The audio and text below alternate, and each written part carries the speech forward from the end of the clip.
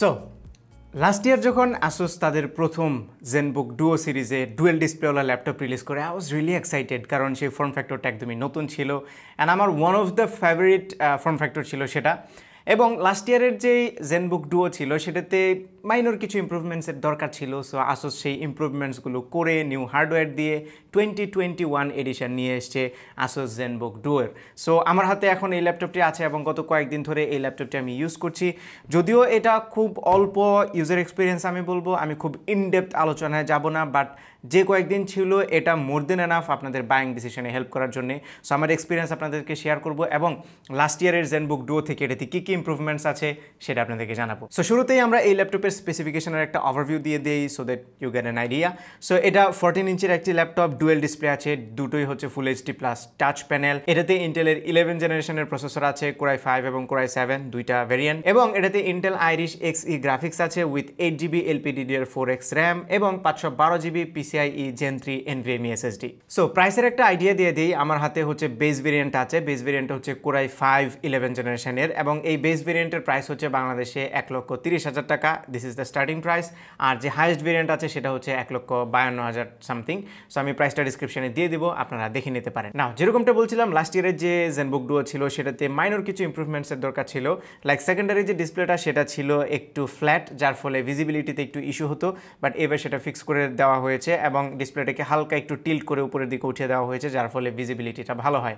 যদিও এটা only laptop না যেটাতে এরকম টিল্টেড স্ক্রিন আছে, কারণ এর আগেও আমরা Asusের যে Zephyrus Duo আছে সেটাতে দেখেছি tilted screen which is really good, এবং টিল্ট হওয়ার ফলে ভিজিবিলিটিটা একদমই সিমলেস হচ্ছে, যে প্রাইমারি ডিসপ্লেটা এবং সেকেন্ডারি ডিসপ্লেটার মধ্যে একটা সিমলেস এক্সপিরিয়েন্স পাওয়া যায় উইচ ইজ রিয়েলি গুড। এবং এই সেকেন্ডারি ডিসপ্লেটা ফুললি একটি ডেস্কটপে আমরা যেরকম ডুয়েল মনিটর ইউজ করি সেরকম ডুয়েল মনিটরের এক্সপিরিয়েন্স দেয় with some extra added features. So শুরুতেই আমরা ডিসপ্লে নিয়েই কথা বলি এই ল্যাপটপের। সো দুইটা ডিসপ্লে হচ্ছে ফুল এইচডি প্লাস রেজুলেশনের এবং দুইটাই হচ্ছে টাচ প্যানেল। মেইন যে ডিসপ্লেটা আছে এটা হচ্ছে Pantone validated, so colour accurate ডিসপ্লেটি, এবং এটা ব্রাইটনেসও এনা 400 নিটস পর্যন্ত যায়। সেকেন্ডারি যে ডিসপ্লেটা আছে এটাও ফুল এইচডি প্লাস রেজুলেশনের, এবং এখানে নতুন যে অপশনসগুলো অ্যাড করা হয়েছে সেগুলো আমরা বলি, কারণ পুরনো অপশনসগুলো অলরেডি হয়তো আপনারা জানেন। নতুন একটা অপশন আমার কাছে খুবই ভালো লেগেছে, সেটা হচ্ছে এইটাতে একটা কন্ট্রোল প্যানেল দেওয়া হয়েছে ক্রিয়েটিভ ওয়ার্কার্সদের জন্য। For example Photoshop, Illustrator, after effects এই টাইপের সফটওয়্যার যখন আপনারা ইউজ করবেন তখন নিচের দিকে একটা প্যানেল থাকবে যেখানে কিছু শর্টকাটস থাকবে, স্ক্রোলিংয়ের জন্য একটা নব থাকবে, এবং এইগুলো মূলত একটা মানে ভার্চুয়াল একটা ড্যাকের মতো কাজ করবে উইচ ইজ রিয়েলি হ্যান্ডি। যখন আমরা কাজ করি, ক্রিয়েটিভ কাজ যখন করি, তখন ল্যাপটপে আসলে সেই ফ্রিডমটা পাওয়া যায় না যতটা আমরা হাতের মাউসে পাই। সো এই ধরনের শর্টকাটগুলো কিন্তু আমাদের ওয়ার্ক ফ্লোটাকে একটু ফাস্ট করতে অনেক সাহায্য করে। I enjoyed it a lot. By the way এই ল্যাপটপটি একটা টার্গেটেড গ্রুপ অফ পিপলের জন্য, লাইক যারা ফটোগ্রাফার, ভিডিওগ্রাফার কিংবা বিজনেস পিপল যারা আছে তাদের জন্য টার্গেট করে এই ল্যাপটপটি বানানো হয়েছে। সো বুঝতেই পাচ্ছেন যে ফিচার্সগুলো আছে সেগুলো কিন্তু ক্রিয়েটিভ কাজের জন্যই মূলত টিউনড আপ। নাও সেকেন্ডারি ডিসপ্লেটি টিল্ট করার ফলে আরেকটা যে সুবিধা হয় সেটা হচ্ছে এয়ার ফ্লো। সো এটার যে থার্মাল পারফরমেন্স আছে সেটাতেও এটা ভালো রকমের একটা ভূমিকা পালন করে। সো শুরুতেই ডিসপ্লেটা নিয়ে কথা বললাম কারণ এই ল্যাপটপের সবচেয়ে ইউনিক ফিচারই হচ্ছে এটা। এবার যদি আমরা এটা ডিজাইন এবং বিল্ড নিয়ে কথা বলি তাহলে এই ল্যাপটপটা লাস্ট ইয়ারের চাইতে একটু স্লিম হয়েছে। এটা হচ্ছে 16.9 মিলিমিটার থিক এবং এই ল্যাপটপটির ওজন হচ্ছে 1.6 কেজি। সো খুবই পোর্টেবল, এবং যেহেতু 14 ইঞ্চের ফর্ম ফ্যাক্টর সো ল্যাপটপটি বেশ কম্প্যাক্ট এবং যে কোনো ছোটোখাটো ব্যাগে ক্যারি করা যাবে, ওয়েটও খুব বেশি না। সো ওভারঅল এটা খুবই পোর্টেবল এবং বেশ লাইট ওয়েট। আর আমার হাতে যে কালার ভেরিয়েন্ট আছে এটা হচ্ছে সেলেস্টিয়ান ব্লু, ইট লুকস নাইস। পেছনের দিকে যে ডিজাইনটা আছে এটাও জেনবুকের একটা সিগনেচার ডিজাইন, সার্কুলার একটা প্যাটার্ন আছে এখানে, ইট লুকস নাইস। পেছনের দিকে আমরা দেখতে পাচ্ছি সেম কালার, এবং এটাতেও আর্গো হিঞ্জ লিফট ইউজ করা হয়েছে। তার মানে আপনি যখনই লিডটিকে উপরে উঠাবেন তখন ল্যাপটপটি হালকা একটু উপরের দিকে উঠবে, যার ফলে নিচের দিকে ভালো ভেন্টিলেশনের জায়গা হয় এবং স্পিকারটিও হালকা একটু উপরে ওঠে। টকিং অ্যাবাউট দ্য স্পিকার, এগুলো হচ্ছে Harman Kardon certified and they sound really good. মানে ল্যাপটপে এত লাউড সাউন্ড আমি খুব কমই শুনেছি, সেই সাথে এটার যে স্টেরিও সারাউন্ড সাউন্ড ইফেক্টটা আছে ইট জাস্ট ইমার্সিভ, খুবই ভালো লাগে। আপনি যে কোনো কাজ করেন, যদি মুভি দেখেন কিংবা ভিডিও এডিট করেন, সবগুলো কাজে আপনি স্পিকার দিয়ে করতে পারবেন, হেডফোনের খুব একটা দরকার পড়বে না। A big thumbs up for this sound. পোর্টসগুলোর দিকে যদি তাকায় তাহলে বাম পাশে ফুল সাইজের একটা HDMI আছে, অ্যান্ড দেন দুইটা USB Type-C পোর্ট এবং দুইটাই হচ্ছে Thunderbolt 4 port which is really good।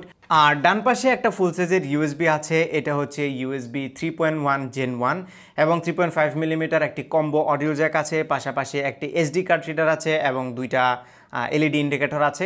So এই হচ্ছে মোটামুটি পোর্টস। নাও এই পোর্টসের মধ্যে সবচেয়ে ভালো যে জিনিসটা লেগেছে সেটা হচ্ছে দুইটা USB type C Thunderbolt 4 port. So এই পোর্টগুলো কিন্তু একটা নতুন একটা দুনিয়া উন্মোচন করে। এই ল্যাপটপটি যেহেতু ক্রিয়েটিভ কাজের জন্য ব্যবহার করা হবে, সো আপনি চাইলেই 4K মনিটরে কানেক্ট করতে পারবেন এবং একই সাথে এই ল্যাপটপটিকে পাওয়ার আপও করবে এই ইউএসবি পোর্টগুলো। So this is a good addition, I think এটা অনেকেই এনজয় করবে। আর ডুয়েল ডিসপ্লে ল্যাপটপে একটা লিমিটেশন সবসময় থাকে, সেটা হচ্ছে কিবোর্ড এবং ট্র্যাকপ্যাডের যে স্পেসটা সেটা খুবই কম্প্যাক্ট হয়। এখানেও সেমই হয়েছে।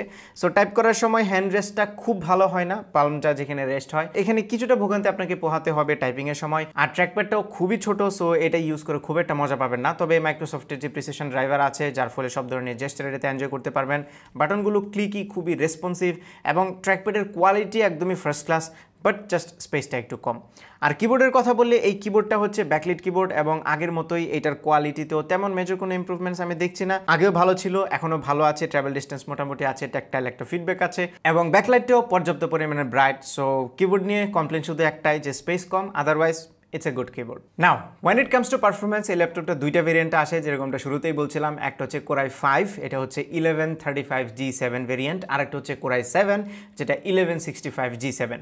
নাও কোরাই 5 ভেরিয়েন্টের র্যাম হচ্ছে 8GB আর কোরাই 7 ভেরিয়েন্টের র্যাম হচ্ছে 32GB। আমার হাতে কোরাই 7 32GB র্যামের ভেরিয়েন্ট আছে। আমি কি শুরুতে কোরাই 5 বলছিলাম? যদি বলে থাকি তাহলে ভুল, কারণ আমার হাতে কোরাই 7 32GB র্যামের ভেরিয়েন্ট আছে এবং এটার পারফরমেন্স আমি এই কয়েকদিনে বেশ কয়েকটা ভিডিও এডিট করেছি, এটাতে I think the performance is up to the mark. আর ইন্টেলের যে আইরিশ এক্সই গ্রাফিক্স আছে এটাও খুবই প্রশংসিত, প্রত্যেকটা কাজের এতে খুব স্মুথলি হচ্ছিল।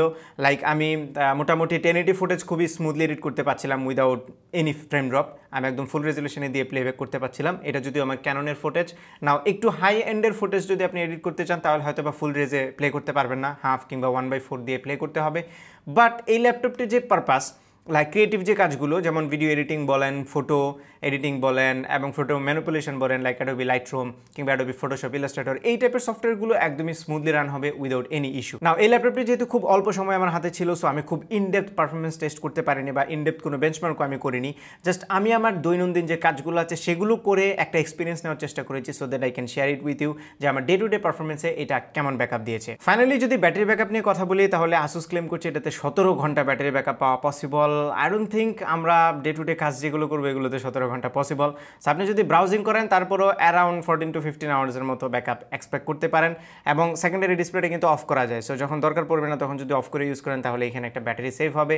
পাশাপাশি আপনারা যদি একটু হেভি কাজ করেন তাহলে কিন্তু ব্যাটারি ব্যাকআপ অনেক ড্রপ করবে। সো ইয়াস, আসুসের যেটা প্রমিস সেটা হয়তো বা একদমই অপটিমাম, বাট আপনারা একটা রাউন্ড ফিগার ধারণা করতে পারেন অ্যারাউন্ড 10 আওয়ার্সের মতো ব্যাটারি ব্যাকআপ এটা থেকে পাবেন যদি একটু মিক্সড ইউসেজ আপনাদের থাকে। এর বাইরে এটার ওয়েবক্যামের কোয়ালিটিটা একটু ইম্প্রুভ হয়েছে এবং এখানে একটা আইআর সেন্সর আছে যেটা দিয়ে ফেস আনলক করা যায়, খুবই ফাস্ট এই ফেস আনলকটা। ফাইনালি যদি কনক্লুড করি তাহলে অনেকের কাছে হয়তো বা এটার প্রাইস একটু বেশি মনে হতে পারে, যেমন 1,30,000 টাকা বা হাইয়েস্ট ভেরিয়েন্টটা যেটা অ্যারাউন্ড 1,52,000 টাকা। বাট এই প্রাইসটা বেশি হওয়ার পেছনে কিন্তু বেশ কয়েকটা রিজন আছে। ফার্স্ট অফ অল এটার প্রিমিয়াম লুক এবং ডিজাইন, ডুয়েল ডিসপ্লে এবং যে স্পেকটা আছে সেটা তো অবশ্যই। সো এই প্রাইস রেঞ্জে মার্কেটে অন্যান্য যে ল্যাপটপগুলো আছে সেগুলোতে হয়তো বা এই ফিচারটা আপনারা পাবেন না, ডুয়েল ডিসপ্লে যে ফিচারটা, অন্যান্য যে স্পেকটা আছে সেটা সহ অনেক ল্যাপটপই পাবেন। বাট এইটার জন্য হচ্ছে শুধুমাত্র এই ডুয়েল ডিসপ্লে ফিচারটার জন্য এই ল্যাপটপের প্রাইসটা একটু বেশি। সো আপনার যদি ডুয়েল ডিসপ্লে দরকার হয়, ক্রিয়েটিভ কাজ যদি আপনি সবসময় করেন, I think the price is worth. পারফরমেন্সের কথা চিন্তা করলে, পোর্টেবিলিটির কথা চিন্তা করলে এবং অন্যান্য যে ফিচারগুলো আছে সবগুলো আমার কাছে খুবই ভালো লেগেছে। Overall it's a recommendable laptop. So এই ছিল আমাদের আজকের ভিডিও। আশা করি ভিডিওটি আপনাদের ভালো লেগেছে। যদি ভালো লেগেই থাকে তাহলে ভিডিওতে একটা লাইক দেবেন, কমেন্ট করে জানাবেন কেমন লাগলো। আপনার ফ্রেন্ডদের সাথে শেয়ার করতে একদমই ভুলবেন না। আর আমার চ্যানেলে সাবস্ক্রাইব তো মাস্ট। দেখা হবে পরবর্তী ভিডিওতে। Till then take care. আসসালামু আলাইকুম।